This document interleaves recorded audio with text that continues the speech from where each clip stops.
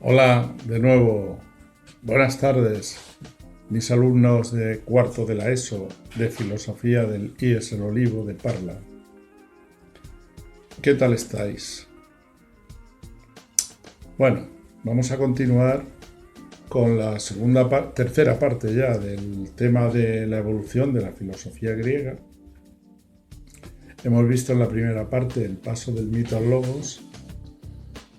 En la segunda parte hemos visto la preocupación por la naturaleza en el periodo cosmológico de la filosofía griega y hemos visto y estudiado los filósofos presocráticos, y ahora nos vamos a entrar en el periodo en que la historia de la filosofía ha dado en llamar periodo antropológico,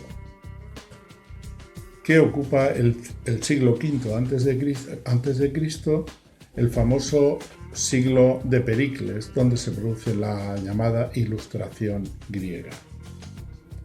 Bien, pues en este periodo de democracia, en Grecia conviven dos grandes movimientos, al menos uno, se llama el movimiento sofista, y por otra parte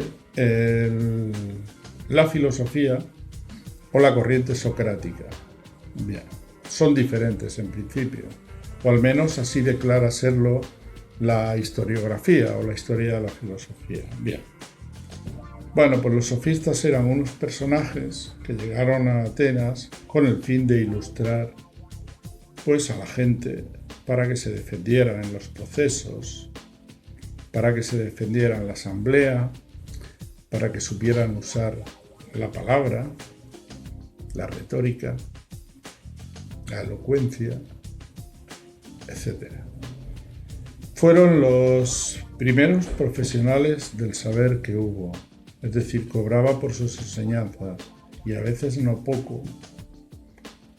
Enseñanzas que se producían a nivel privado, es decir, a personas concretas que pagaban, o bien a nivel público, es decir, dando lo que hoy se llaman conferencias, ¿verdad? O discursos públicos en los cuales también cobraban una entrada. Su método consistía en la retórica, es decir, le daba mucha importancia a la palabra. La palabra para ellos era un ser completo, es decir, tenía más importancia la palabra en sí como sintaxis o cómo sonaba que el propio significado de la palabra, ¿verdad? De manera que lo que interesaba más era la forma, ¿verdad?, que no el contenido. Por lo tanto, eran maestros en retórica y en elocuencia, ¿verdad?, y en persuadir por medio de la palabra. Bien. Otro de los rasgos importantes de los sofistas era la oposición que establecieron entre naturaleza, o lo natural, y la convención a las leyes. Decían que las leyes para nada venían de lo natural, de la naturaleza, y que muchas veces las leyes se ponían de forma convencional en favor de defender las posiciones más fuertes, es decir, para defender a los fuertes o a favor de los fuertes. Otro de los caracteres importantes era su convencionalismo y relativismo moral. Es decir, decía que las leyes morales o los valores o las virtudes eran algo convencional y que cambiaban, ¿verdad? Al no proceder de algo natural, cambiaba en relación a las sociedades. Asimismo, proponía un relativismo cultural, es decir, cada cultura era buena en sí o mala, pero no había un modelo de cultura universal, ¿no? O que sirviera, ¿no?, de prototipo o un modelo político, ¿no?, o social, etc. Por lo tanto, tampoco existía un concepto de verdad fuerte, en el sentido fuerte de la palabra, algo que definiera algo de una forma esencial, o como cuando definimos una palabra por medio de una esencia, ¿no?, o etcétera. Es decir, todo era susceptible de ser definido de muchas maneras. Vale. Dentro del pensamiento sofístico o sofista, vamos a puntualizar en dos autores rápidamente. Protágoras, que hablaba del relativismo de la verdad, sobre todo cuando decía aquella frase famosa, ¿no? Se ha hecho famosa la famosa teoría de Protágoras del homo mensura, que dice el hombre es la medida de todas las cosas, es decir, de todas las cosas de las que son en cuanto son y de las que no son en cuanto no son. Bueno, de Protágoras se saben bastantes cosas, no vamos a entrar aquí en detalle porque nos interesa también ver la postura de Sócrates. Otro sofista importante fue Gorgias, que también hablaba del relativismo de la verdad y de la importancia que tenía la palabra como ser en sí mismo, tal como lo demuestra su libro Elogio a Helena. Elogio a Helena. Bien, Gorgias dice, sus tesis dicen, nada existe. Si algo existiera, no lo podríamos conocer. Y si algo existiera y lo pudiéramos conocer, no lo podríamos expresar o decir. Por lo tanto, no existe el ser en sí.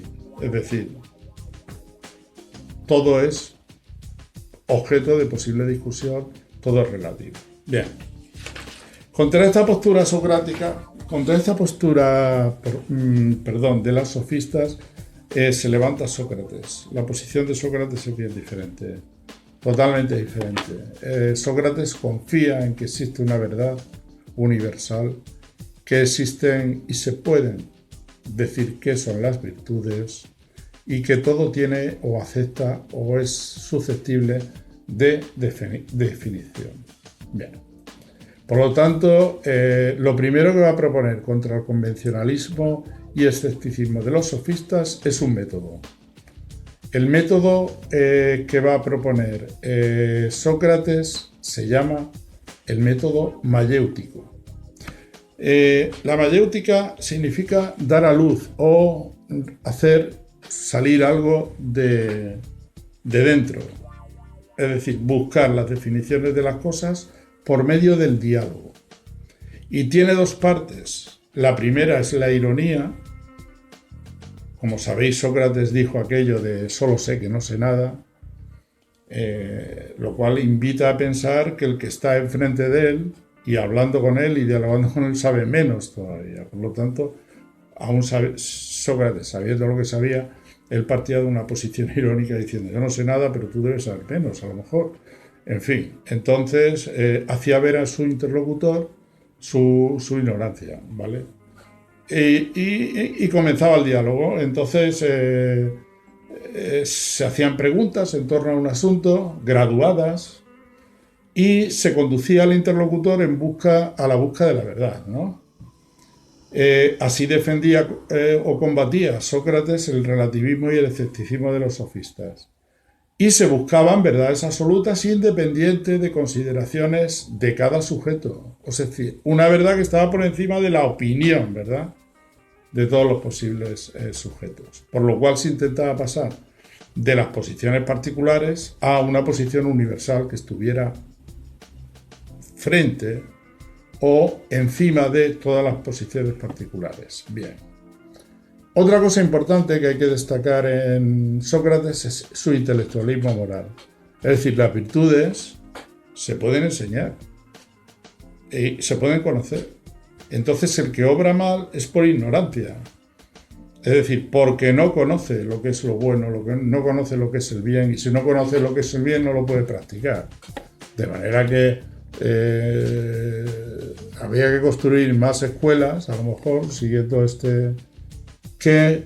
y menos cárceles. Es decir, porque aquel que comete un delito lo comete por ignorancia, según él, porque desconoce cómo obrar o lo que es la virtud. Bien.